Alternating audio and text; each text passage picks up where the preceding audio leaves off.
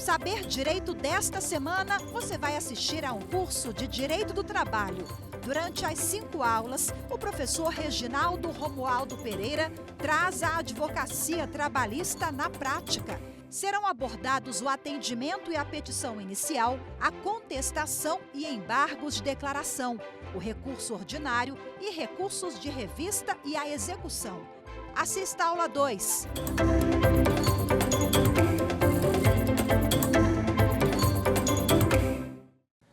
Olá pessoal, tudo bem com vocês? Novamente é uma satisfação estar aqui na TV Justiça, no programa Saber Direito, compartilhando um pouco de conhecimento com vocês. Meu nome é Reginaldo Romualdo, sou professor de Direito do Trabalho, Prática Trabalhista e Processo do Trabalho e também sou advogado trabalhista e imobiliário. Vocês que estão nos assistindo aí, quem puder, me siga lá no Instagram, @reginaldo.romualdo. Nessa aula, dando sequência à nossa primeira aula, que nós discutimos sobre o comportamento do advogado, a competência material e territorial da Justiça do Trabalho e a estrutura que nós conhecemos do Poder Judiciário Trabalhista, vamos dar sequência agora no atendimento, como o advogado deve se portar no atendimento com o seu cliente, os documentos que ele vai ter que confeccionar, que o seu cliente vai ter que assinar e na elaboração da petição inicial. Olha só, pessoal, quando você atender um cliente, é de suma importância que você faça com ele um termo de entrevista. O termo de entrevista é visando resguardar você, advogado. Por quê? Vamos imaginar que, no curso da ação, o juiz entenda que o autor não narrou a verdade dos fatos, que ele alterou a verdade dos fatos, que ele é litigante de má-fé e resolva te condenar juntamente com seu cliente. Como que você vai provar que aquilo que você escreveu na sua petição foi aquilo que o seu cliente te disse? Então, é de suma importância que você redija um termo de entrevista, se a entrevista for presencial, ou que você, hoje, nesse mundo tecnológico, pós-pandêmico, hoje a gente atende gente do Brasil inteiro e muitas das vezes reunião é feita por videoconferência, então grave. Os aplicativos aí de reuniões por videoconferência, ele permite fazer essa gravação. Então grava, coloca essa gravação na pasta do cliente e deixa arquivada. Porque é a prova para um futuro que você escreveu na sua inicial, na sua defesa, aquilo que o seu cliente relatou. Porque não raras vezes você vai saber a verdade mesmo só na hora da audiência. É a hora que surge a verdade. Aí você olha para o cliente e fala, e aí? Ah, doutor, isso aí eu realmente esqueci de lhe contar. Então, tenha isso. É uma precaução para você, advogado, advogada. Em que pese o nosso estatuto dizer que nós não podemos ser condenados na mesma ação junto com o cliente, porque eventual ato de má-fé nosso, nós, advogados, deve ser apurado de forma apartada à luz do nosso estatuto da OAB. Depois de feita essa entrevista, você vai dar para o seu cliente assinar, vai confeccionar e dar para ele assinar uma procuração. Com relação à procuração, é importante observarmos o que diz a súmula 456 do TST, quando o seu cliente ou a sua cliente for uma pessoa jurídica, uma empresa, tá? Porque na procuração, além dos dados da pessoa jurídica, que você descreve lá, por exemplo, ABC Limitada, pessoa jurídica de direito privado, escrita no CNPJ tal, você tem que dizer na procuração quem irá assinar a procuração. Ou seja, quem vai representar essa pessoa jurídica? Representada pelo seu sócio administrador, ou pelo seu procurador, ou por seu sócio, ou por seu administrador não sócio, fulano de tal. Porque se a procuração não tiver esses dados, e aqui eu falo claramente para vocês, a gente pega na prática muitas que não são elaboradas dessa forma. Então, isso pode causar um prejuízo para o seu cliente lá na frente, quando identificar essa inconsistência na sua procuração. Olha só essa súmula que eu acabei de citar para vocês, que é a 456 do TST. É inválido o instrumento de mandato firmado em nome de pessoa jurídica que não contenha, pelo menos, o nome do outorgante, ou seja, da pessoa jurídica, e do signatário, quem assinou a procuração, pois estes dados constituem elementos que o individualizam. E mais um ponto na procuração que você tem que tomar cuidado quando for preencher a sua procuração. Vamos imaginar que você está diante de um caso que você, na sua petição, vá imputar um fato criminoso a alguém, né? A outra parte, por exemplo. O nosso Estatuto da OAB fala que nós vamos responder por infração disciplinar se a gente assim fizer, ou seja, imputar um fato criminoso a outra, sem isso estar expresso na nossa procuração. Ou seja, eu vou imputar um fato criminoso a outra pessoa em nome do meu cliente, mas ele não me deu autorização da procuração para tanto. Então, eu respondo por ato infracional. Olha só o que diz o artigo 34 do nosso Estatuto. Constitui infração disciplinar, inciso 15, fazer, em nome do constituinte, sem autorização escrita deste, imputação a terceiro de fato definido como crime.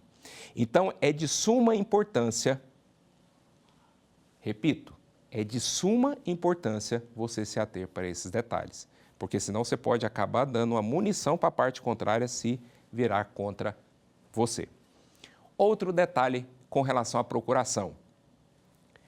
Eu, ultimamente, venho me deparando com inúmeras procurações e inúmeros processos judiciais que nós atuamos lá no escritório, com a assinatura da procuração copiada e colada. Como assim, Reginaldo? Faz-se a procuração, um arquivo digital. O que é um arquivo digital? É um arquivo que já foi criado e permanece no mundo digital. Então, eu preencho a procuração, converto em PDF. Aí eu pego uma assinatura digitalizada. O que é um documento digitalizado? É um documento que era físico, foi digitalizado e veio para o mundo digital. Eu copio a assinatura e colo na procuração. Isso não vale. Vocês concordam comigo? Isso é fraude. A pessoa não assinou aquele documento. A forma de você assinar um documento digital é por meio de uma assinatura digital. Ou a assinatura física, você assina um documento físico. Não, vários advogados simplesmente colocam lá a procuração, digitaliza a assinatura do cliente dele, copia aquela imagem que não é nem na mesma cor do documento e coloca. Isso não passa. Isso é irregularidade de representação. E eu peguei um caso também, alguns, que o advogado foi além. Não sei, né, se foi o advogado que fez, mas ele que vai levar a culpa. De assinatura digital também, copiada e colada. Então, tinha uma assinatura digital em outro documento, ele foi lá, copiou e colou. Mas dá para perceber, porque a imagem fica um pouco distorcida. Cada assinatura digital tem um código, tem um horário, a hora, o minuto e o segundo. Como que ele conseguiu assinar lá 5, 6 documentos, tudo na mesma hora, e documentos em processos diferentes? Então, dá para perceber a fraude. Então, tome muito cuidado em relação a isso. Então, recapitulando, faça a entrevista com o seu cliente, escrita ou gravada. Tome cuidado na hora de elaborar a sua procuração, ver se não vai imputar um fato criminoso a terceiro, né? Se é uma pessoa jurídica, observe o que diz a lei, a súmula 456 do TST. Então, entrevista, procuração. Próximo, contrato de honorários. É o principal, né, gente? É o nosso ganha-pão, nossa fonte de renda. Então, com relação ao contrato de honorários, o que eu trago aqui de observação prática para vocês? Descrever de forma muito clara para o cliente como será a cobrança dos honorários, certo? Por exemplo, Eu estou advogando para o reclamante. A gente faz geralmente o contrato de êxito, não é isso? Aquele que você vai receber ao final. Tá, mas como que eu vou receber ao final? Sobre o proveito econômico, beleza, e como que eu vou receber? É de forma parcelada, é à vista? Não, da forma que o cliente também receber. Então, coloca de forma muito clara no contrato. Eu falo que contrato, ele tem que representar a vontade das partes. Então, o quanto mais claro você puder ser, melhor para você, que você vai evitar um problema futuro. Agora, uma dica de ouro para você, advogado e advogada. Evite problemas no futuro com seu cliente. O momento de você explicar para ele a diferença entre honorários contratuais e honorários sucumbenciais é no momento da contratação. Lembra da nossa primeira aula que a gente tem que ser ético com o cliente, desvendar para o cliente todas as peculiaridades do processo? Esse é o momento de você explicar para ele.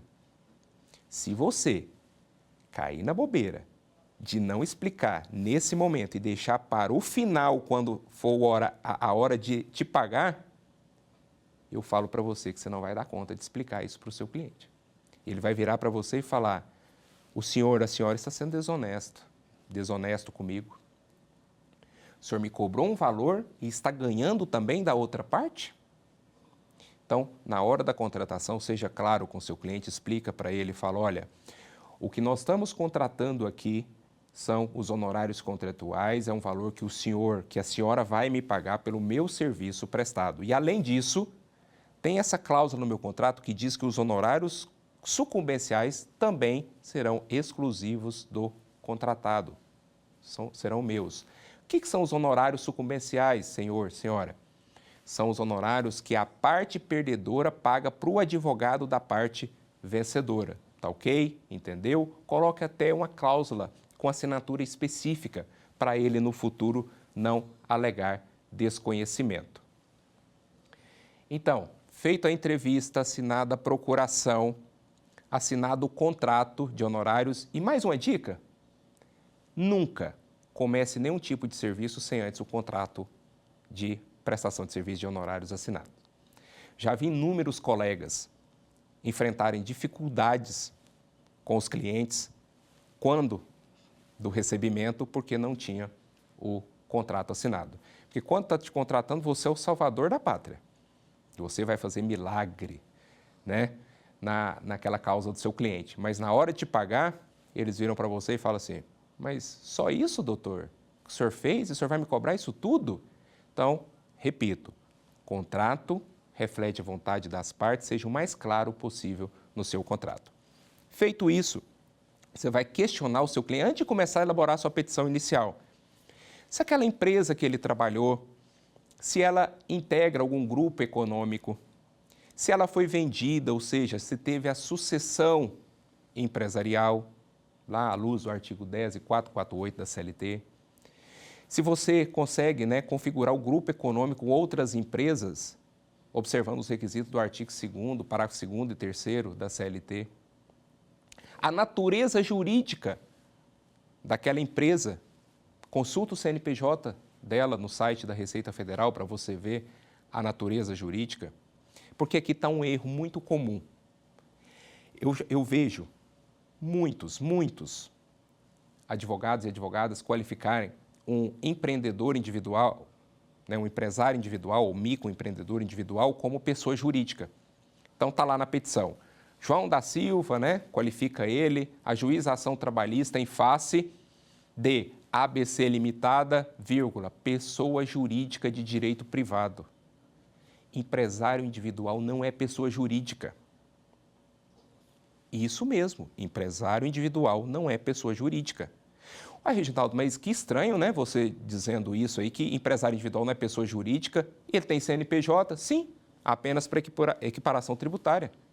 Porque seria injusto ele recolher os seus impostos na pessoa física, pagar 27,5%, se o seu vizinho, que exerce a mesma atividade que ele, por exemplo, tem uma empresa mesmo, uma limitada, recolhe lá 6%, 7%, 8%. Então, é apenas para equiparação tributária. Mas o empresário individual, ele não tem a diferenciação entre pessoas. Ele não goza de uma autonomia jurídica, de uma personalidade jurídica. Ele continua sendo a pessoa física, exercendo a atividade comercial. Então, como que você qualifica ele na sua petição?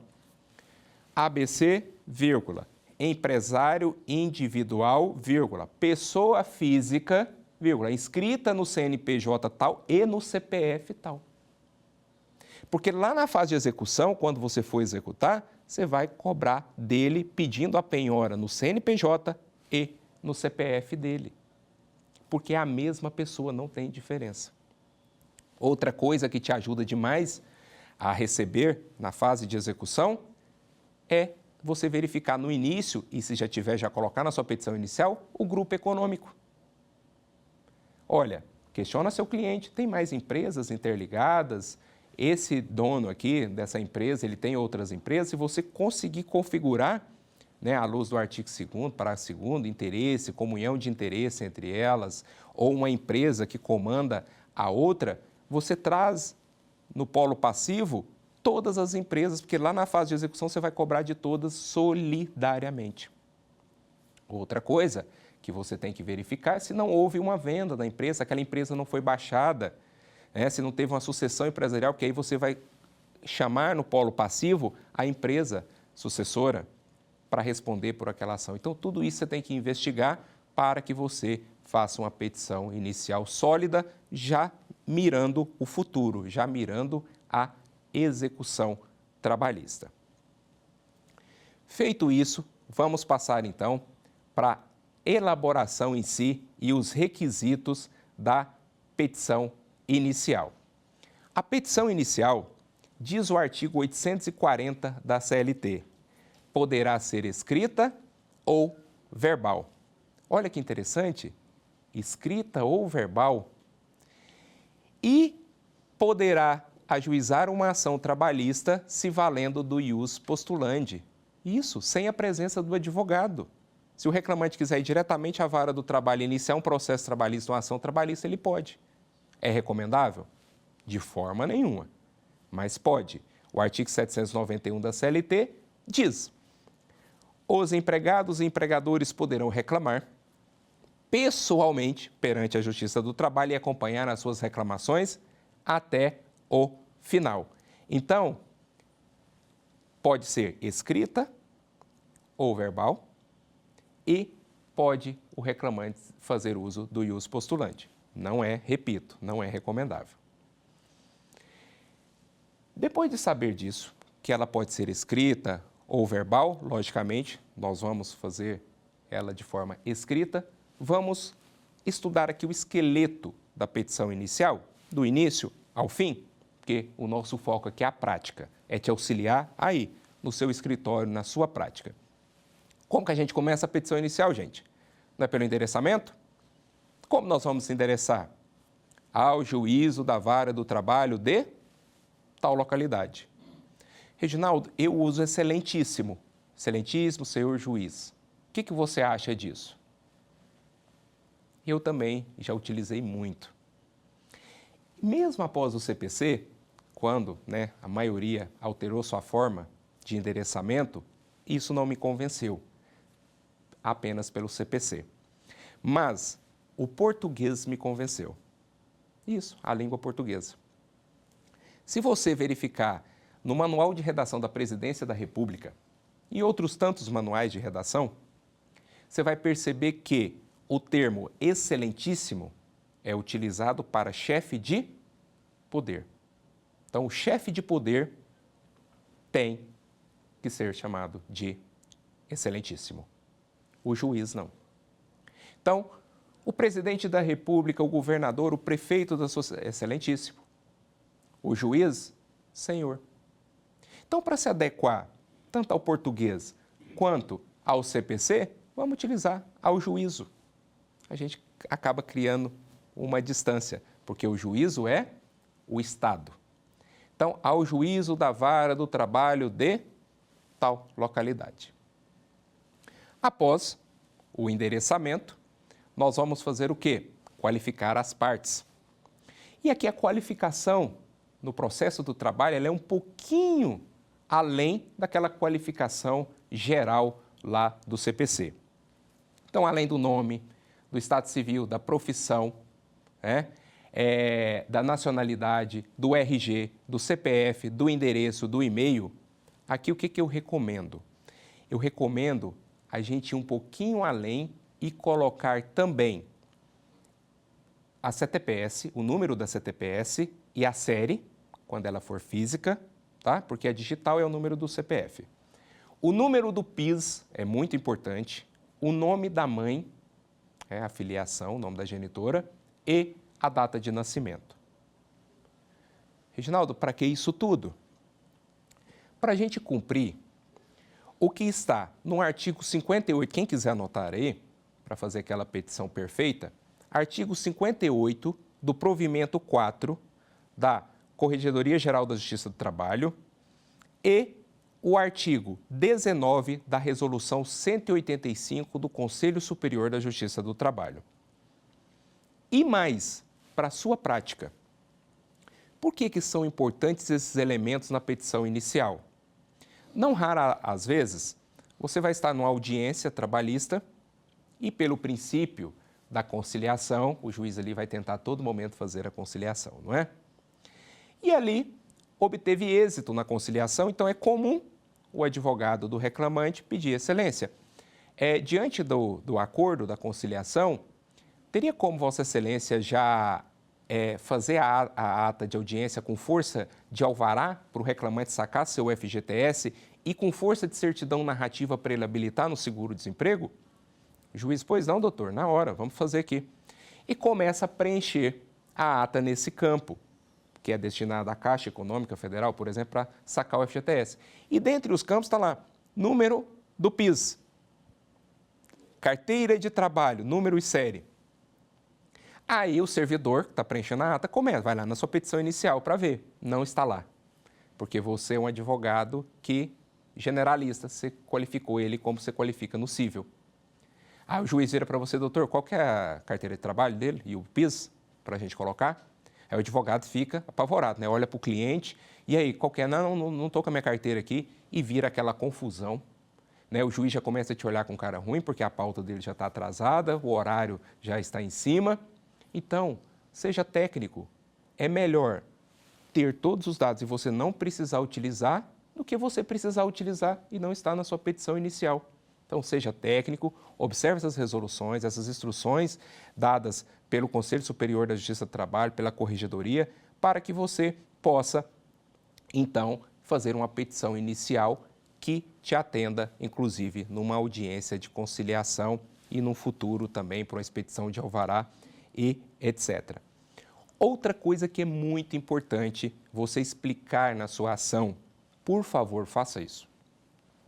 Você, advogada, colocou mais de uma empresa no polo passivo, seja porque você identificou um grupo econômico, seja porque você identificou uma sucessão empresarial, seja porque aquela empresa foi baixada e você já está chamando os sócios na sua ação. Por favor, explique isso para o juízo.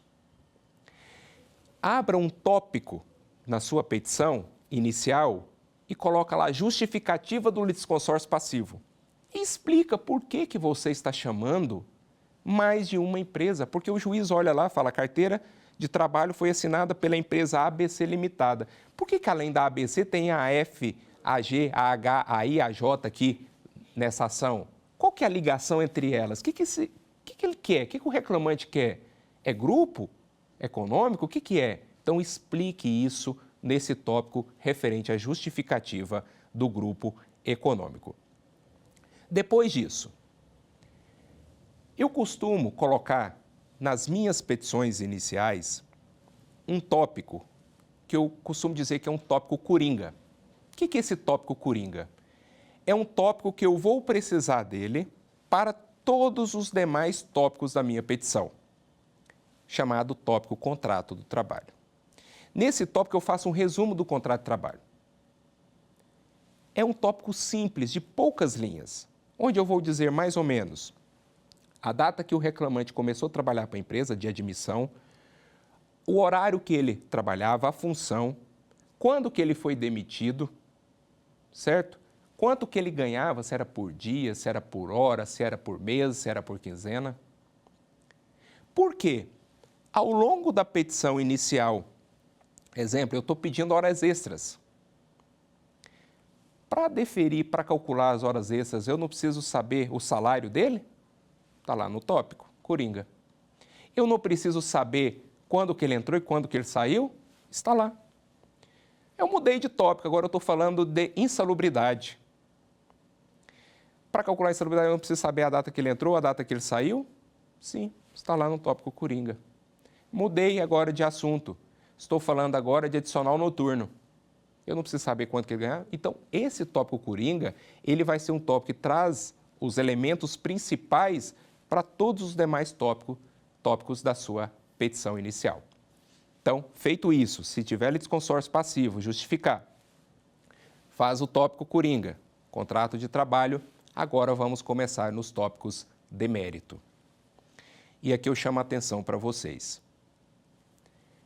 Quando eu pego uma petição inicial, que eu leio lá, dos fatos, isso, uma petição inicial, tem aqui dos fatos. O que a gente lembra disso? De uma petição cível, eu já falo, alienígena. O que é alienígena? Não advoga na Justiça do Trabalho, porque está trazendo um modelo de petição cível para a Justiça do Trabalho. Não vai funcionar. Por que não vai funcionar, Reginaldo? Porque no cível, geralmente, nós temos uma causa de pedir. Não é isso? Eu estou entrando, por exemplo, com a ação de reintegração de posse. Qual que é a minha discussão nessa ação cível? Reintegração de posse. Estou ajuizando uma ação de alimentos lá no cível. Minha discussão vai ser os alimentos. Estou entrando com a ação de reparação ou de indenização por danos. Minha causa de pedir, a violação.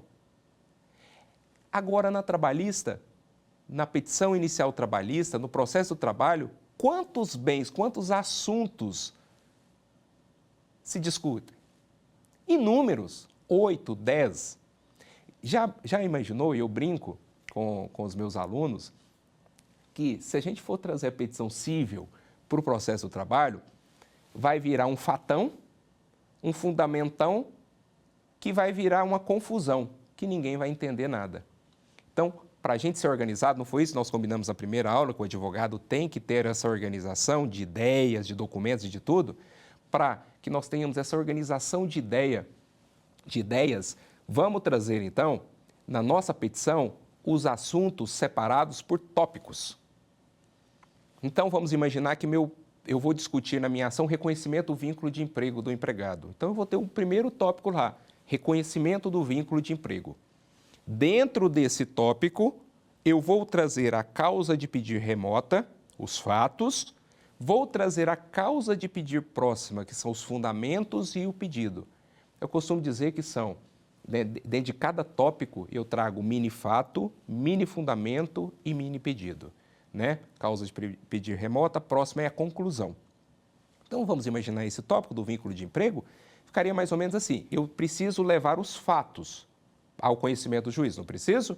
Então, o reclamante, durante todo o período em que elaborou para a reclamada, se ativou com pessoalidade, habitualidade, onerosidade, subordinação, e especifico cada um deles como que era o trabalho.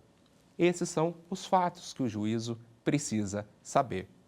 Aí eu venho para a fundamentação. Diante do exposto no parágrafo anterior, fica claro que o reclamante cumpria com todos os requisitos previstos no artigo 2º e 3º da CLT, o que leva à conclusão lógica do reconhecimento do vínculo de emprego. E aí eu concluo. Logo, requer seja declarado o vínculo de emprego entre o reclamante e a reclamada, bem como a anotação da carteira de trabalho. Agora eu vou passar para um próximo tópico, um outro assunto, horas extras.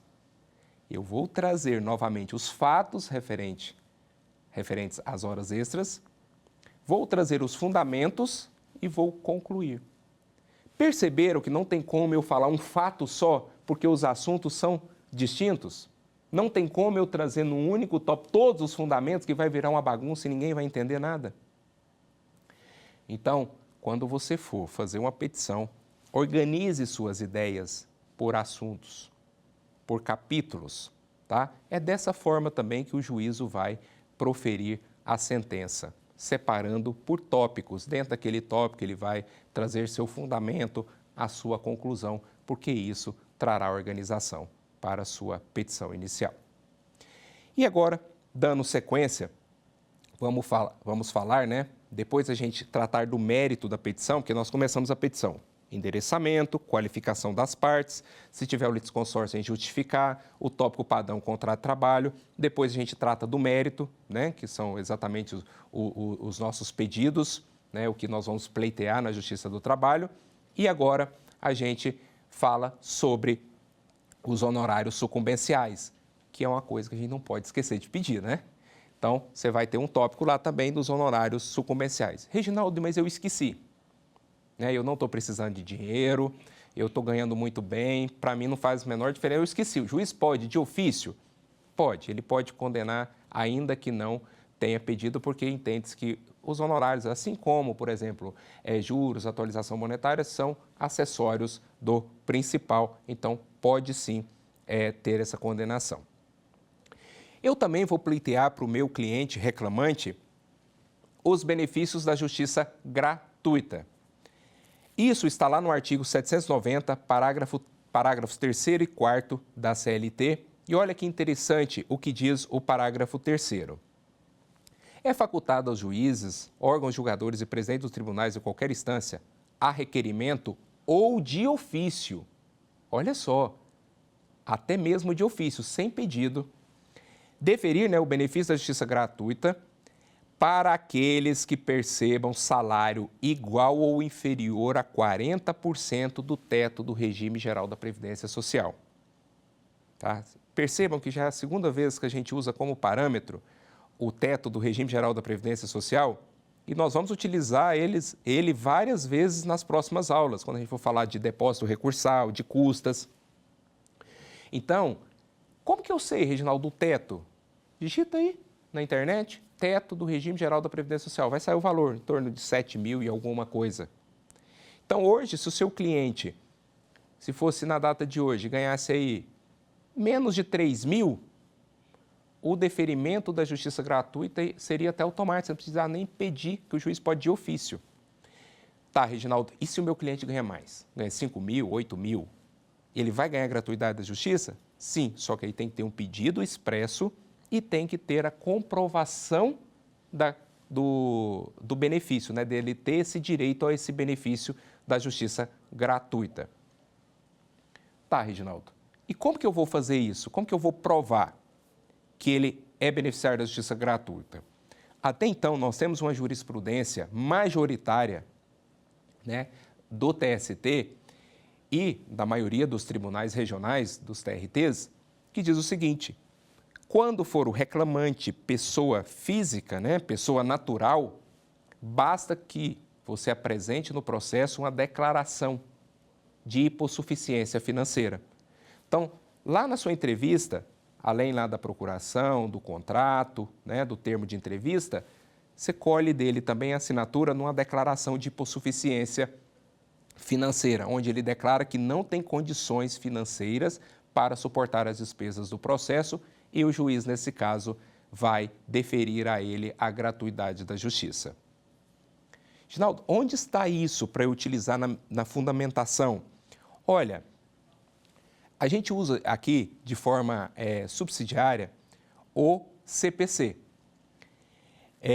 que diz, no artigo 99, parágrafo 3º, presume-se verdadeira, então a presunção de veracidade, a alegação de insuficiência deduzida exclusivamente por pessoa natural. Então, há essa presunção quando o seu cliente for pessoa natural, quando ele assina que ele é beneficiário da justiça gratuita.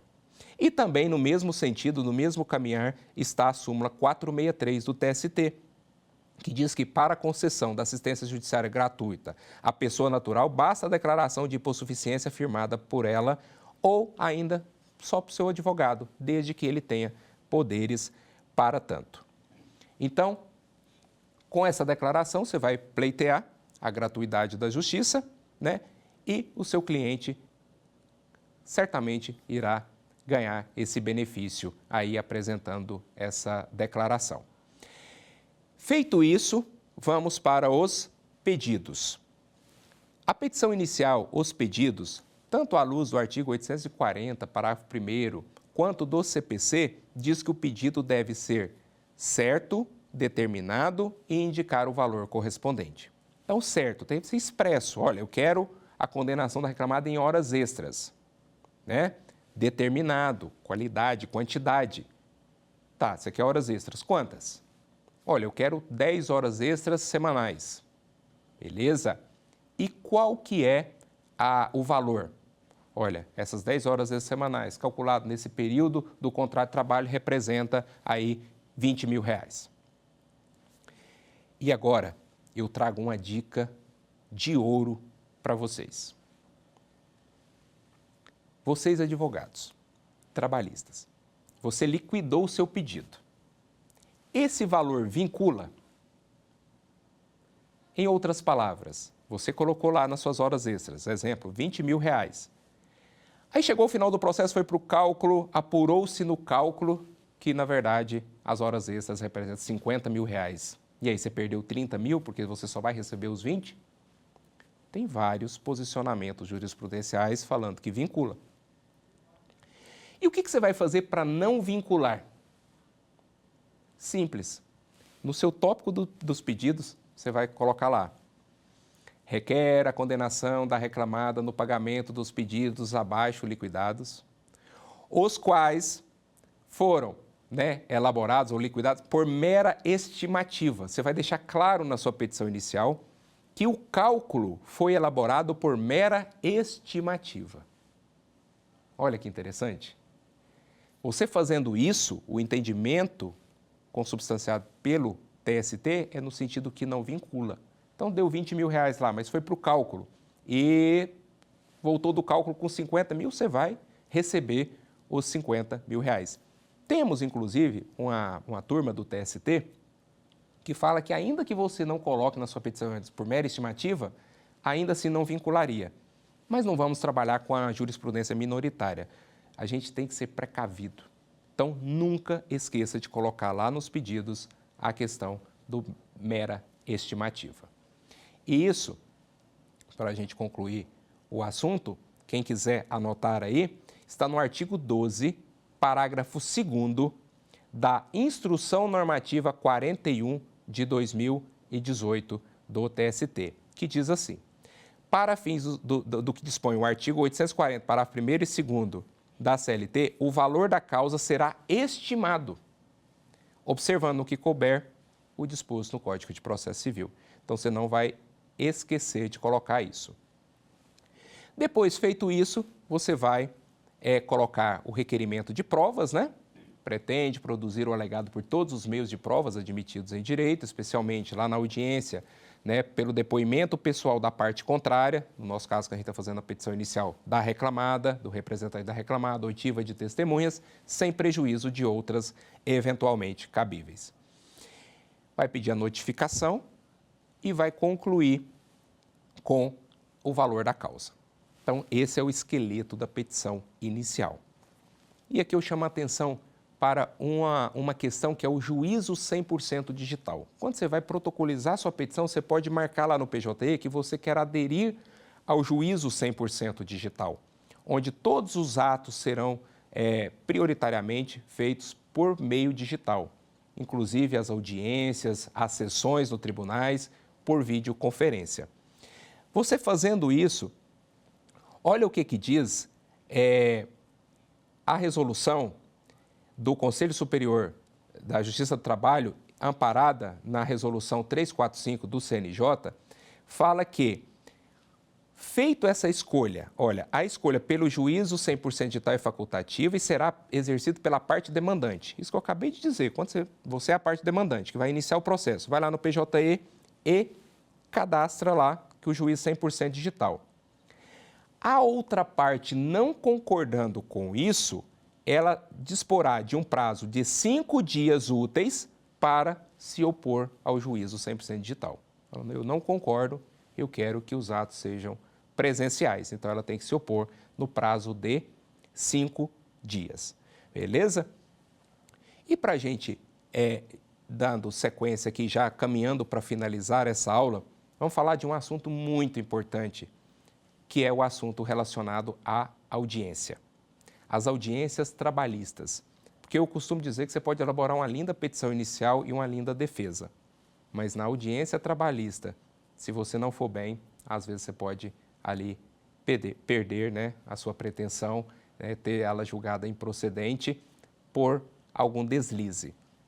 Então, olha só, primeira coisa que nós devemos ter sempre em mente é: não vamos atrasar para a audiência trabalhista, não é verdade? Porque não tem tolerância na Justiça do Trabalho para atrasos. E é correto. Esse é o entendimento correto. Por quê? O professor Fabiano Coelho, no livro dele, até cita, ele é um juiz, ele fala: como que eu vou tolerar uma parte, atrasar, por exemplo, 2 minutos? Eu vou ter que tolerar todas as demais. Se eu tolerar 3 minutos, 4 minutos, eu tenho que ser isento. Então, a regra é não ter atraso. Lógico, nessa era agora das audiências por videoconferências, vários TRTs têm regulamentação própria com relação a isso, e alguns deles dispõem ali uma tolerância de 10 minutos, talvez por dificuldade de acesso, né, envolvendo ali a tecnologia em si. Às vezes as partes realmente têm essa dificuldade, então tem uma tolerância, mas presencial não há essa tolerância, então isso você não pode se esquecer. Vamos chegar com antecedência, porque se furar um pneu no caminho, dá tempo da gente, né, consertar e ainda chegar em tempo na audiência. Outra coisa que o advogado deve sempre colocar para o seu cliente é das vantagens da autocomposição, do acordo. Porque muitas das vezes o acordo ele trará um ganho enorme para a reclamada. Então, você vira para o seu cliente e fala: olha, a vantagem do acordo aqui é que, para o reclamante, por exemplo, você já vai começar a receber, meu amigo. A partir de amanhã, já cai a entrada na conta, já começa a receber. Se você não fizer acordo, só daqui, sei lá, 1 ano, 1 ano e meio, 2 anos, para a gente começar a receber. Para a reclamada, você vai pagar de forma parcelada. E ambas as partes, vocês estão retirando de um terceiro o julgamento e vocês estão dando solução para o conflito. Porque a maioria dos juízes já, né, até falam isso em audiência, falam: olha, se eu proferir uma sentença aqui, alguma das partes vão ficar chateadas comigo. Ou até as duas, né? Por quê? Porque uma terceira pessoa julgando não vai agradar todo mundo, é impossível. Então, a autocomposição, ela tem lugar excepcional nessa questão também. Depois de 1 mês, todo mundo esqueceu, ninguém fica com raiva de ninguém e ali resolve a questão de uma forma bem mais célere. E para a reclamada, olha a vantagem econômica. A maioria, né, a maioria dos acordos, quando se faz a autocomposição, você pega as custas processuais que a reclamada teria que pagar e joga para o reclamante. E ele é beneficiário da justiça gratuita, então ele não precisa recolher. Primeira vantagem. Segunda vantagem, verbas previdenciárias. Você descreve no acordo que o pagamento daquele valor acordado, exemplo, R$10.000, está sendo pago a título de verbas indenizatórias. Você cita lá, dano moral, férias indenizadas mais 1/3, FGTS, multa de 40%, ou seja, são verbas que não incidem contribuição previdenciária. Então, a empresa já livra disso aí, né? Então, são muitas vantagens a autocomposição. E nós, advogados, temos que caminhar nesse sentido, porque cada dia mais o Poder Judiciário está mais abarrotado, está mais moroso, né, por causa da sobrecarga de serviço. Então, nós temos que começar a resolver nossas lides, nossos processos, utilizando essa maneira de solução que é a autocomposição. E na audiência, gente, como se portar na audiência no sentido, e aqui eu trago dicas práticas, conforme nosso combinado, com juízes, por exemplo, os autoritários, que não raras vezes a gente encontra uns por aí. Não é o comum, porque a Justiça do Trabalho, assim como todo o Poder Judiciário, são pessoas muito urbanas, né? Juízes muito educados, muito acolhedores. Mas, uma vez ou outra, você encontra uns autoritários. Então, vamos imaginar que você está na sua audiência. Aí você faz uma pergunta para a testemunha. Excelência, gostaria de saber da testemunha qual que era o horário lá de trabalho dela. Um exemplo. O juiz, doutor, indefira a pergunta. O que você vai fazer? Brigar com o juiz? Gritar com ele? Bater na mesa? Lógico que não, né? Educação, urbanidade, cabe em qualquer lugar. Simplesmente requerer para ele. Excelência, então registra na ata, por gentileza, a pergunta que acaba de ser indeferida. Ou mesmo, se durante a audiência faz um requerimento para ele. Excelência, diante do que o preposto falou, então, requeiro que a reclamada apresente lá os seus extratos bancários, porque ficou claro que todo o pagamento era feito por meio da conta da empresa, e ele indefere. Né? Você vai pedir para constar isso em ata, e ele vai falar, não vou constar. Aí você vai insistir, excelência, por gentileza, a pergunta, o requerimento, ele, não, doutor, eu não vou, aqui quem manda sou eu, não vou constar isso em ata e já está decidido e ponto final. Para você argumentar com ele, a gente vai utilizar o CPC, que de forma muito clara diz que é obrigação dele registrar isso em ata. Olha só o que diz o artigo 459, quem quiser anotar aí, artigo 459, parágrafo 3º do CPC. As perguntas que o juiz indeferir serão transcritas no termo, se a parte o requerer. Então, esse é um artigo que tem que estar no seu material que você leva para a audiência. É um artigo que tem que estar na sua mente.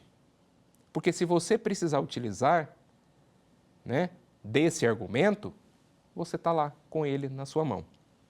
Segundo, quem quiser anotar, artigo 360, inciso 5, diz que o juiz deve, aqui não fala poderá, não, deve, registrar em ata com exatidão, olha só como o inciso é específico, registrar em ata com exatidão todos os requerimentos apresentados em audiência. Todos. Aí você argumenta com educação, tudo, e o juiz continua. Não vou, doutor, já falei que eu não vou colocar. Qual que é a sua saída? Aí só tem uma. Gravar a audiência. Você pega o celular e fala, excelência, a partir desse momento estou gravando a audiência e, novamente, requeiro a Vossa Excelência que registre em ata a pergunta indeferida que eu acabo de fazer, ou o requerimento que eu acabo de fazer. Reginaldo, eu posso fazer isso? Pode. Outro artigo que você tem que ter aí no seu material. Olha só que interessante, o artigo 367 do CPC. Primeiro, o parágrafo 5º, ele diz que a audiência poderá ser integralmente gravada em imagem e áudio por meio digital ou analógico. Esse é o primeiro ponto. O parágrafo 6º já diz, a gravação a que se refere o parágrafo 5º também pode ser realizada diretamente por qualquer das partes. Olha que legal. Independentemente de autorização judicial. Independentemente de autorização judicial. Então, você vai pegar o celular, avisar. Mas, Reginaldo, eu não posso, com o celular escondido, e gravar? Não. Por quê? Esse tipo de prova é uma prova chamada prova causal. Ela está sendo produzida durante o trâmite do processo. Então, todas as partes que participam do processo devem estar cientes. Então, tanto a outra parte quanto o próprio juízo tem que estar ciente que você está gravando. Então, pega o celular, avisa o juiz, excelência, então, a partir desse momento estou gravando, tá? Já fundamenta no 367, parágrafo 6º do CPC, e ali começa a gravar, porque é a prova que você vai precisar para, no futuro, declarar aí a nulidade do processo. Nós vamos ver na fase recursal, que é um erro improcedendo, né? É um erro na forma de proceder do juiz que causa a nulidade da decisão que lhe for desfavorável, né? Então, se a decisão for desfavorável para você, você vai conseguir anular ela no tribunal. Beleza? Outra coisa muito importante. Na audiência, eu vou requerer o depoimento da parte contrária. E aí eu vejo muitos advogados, talvez até por inexperiência, querendo fazer alguma pergunta para o seu cliente no momento da audiência. Não se faz, tá certo? Porque o depoimento pessoal, ele é endereçado a outra parte para você trazê-la para a confissão. O seu objetivo é ter uma confissão dela, beleza? Então, sempre para outra parte e nunca você vai fazer pergunta para o seu cliente e a outra parte você vai buscar a confissão dela. E para a gente concluir, para a gente ir para o nosso quiz, para testar os nossos conhecimentos, anotem aí mais um artigo que é muito importante para a audiência de conciliação. Artigo 515, parágrafo 2º do CPC. Quando que você vai utilizar esse artigo 515, parágrafo 2º do CPC? Quando, por exemplo, você estiver fazendo um acordo e você vai virar para o juiz e falar, excelência, então, para a reclamada não recolher contribuição previdenciária, que é uma das vantagens do acordo, vamos descrever todas as parcelas como indenizatória? Aí o juiz vai virar para você e falar, beleza, doutor, eu até aceitaria, mas na sua petição inicial aqui, do reclamante, não tem nenhum pedido de natureza indenizatória, só está pedindo aqui salário, são todos verbas salariais. O que você vai fazer com base nesse artigo? Ele permite você, na autocomposição, trazer para o acordo parcelas que não foram pleiteadas no processo, na petição inicial. Então, você vai falar, excelência, com base no artigo 515, parágrafo 2º do CPC, vamos descrever que eu estou chamando agora para o processo uma parcela que é o dano moral, vamos descrever esse pagamento como dano moral e automaticamente você livra a reclamada das contribuições previdenciárias. Beleza? Feito isso tudo, da elaboração da petição inicial, da nossa prévia, né, a petição inicial, que é o atendimento do cliente e tudo, vamos agora testar os nossos conhecimentos? Vamos para o nosso quiz? Vamos lá. Tendo a parte demandante optado pelo juízo 100% digital, poderá a parte demandada se opor a essa escolha, desde que a oposição seja deduzida no prazo de até 15 dias úteis contado do recebimento da primeira notificação, até 10 dias úteis contado do recebimento da primeira notificação, até 5 dias úteis contado do recebimento da primeira notificação e até a primeira audiência. Vamos ver qual que é a correta? Nós estudamos aqui, né? Até 5 dias úteis. Então, a reclamada recebeu a notificação, ela tem até 5 dias úteis para peticionar no processo, se opondo ao juízo 100% digital. Vamos para a próxima?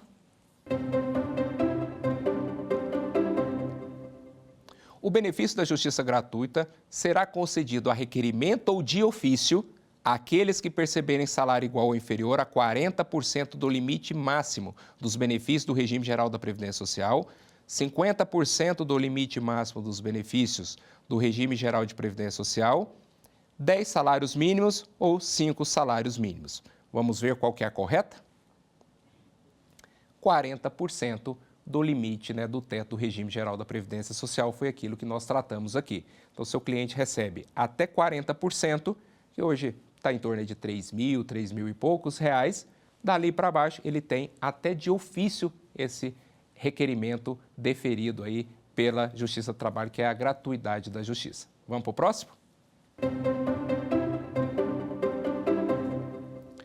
De acordo com a reforma trabalhista, né, que é a Lei 13467 de 2017, e com a jurisprudência do TST, é correto afirmar que o pedido deve ser certo e determinado, com indicação exata de seu valor, não se admitindo em nenhuma hipótese a liquidação por estimativa. O pedido poderá ser ou não liquidado, já que a indicação do valor na inicial representa mera faculdade das partes. A exigência de pedido certo e determinado com a indicação de seu valor só tem lugar no procedimento sumaríssimo. Ou o pedido deverá ser certo e determinado, cuja liquidação poderá se dar por mera estimativa, aplicando-se no que couber o Código de Processo Civil. Vamos lá? Ver qual que é a correta? Foi aquilo que nós falamos, né, gente? O pedido ele tem que ser certo, determinado, tem que indicar o valor correspondente. No entanto, na sua petição, você nunca vai esquecer de colocar que a liquidação está se dando por mera estimativa, para isso não vincular aquele valor monetário que você pediu. Beleza? Então, com isso, encerramos essa aula 2, onde nós vimos desde o atendimento ao cliente, os atos que nós devemos, pegar a assinatura dos nossos clientes, desde a entrevista, procuração, contrato, passamos pela petição inicial e concluímos com a audiência.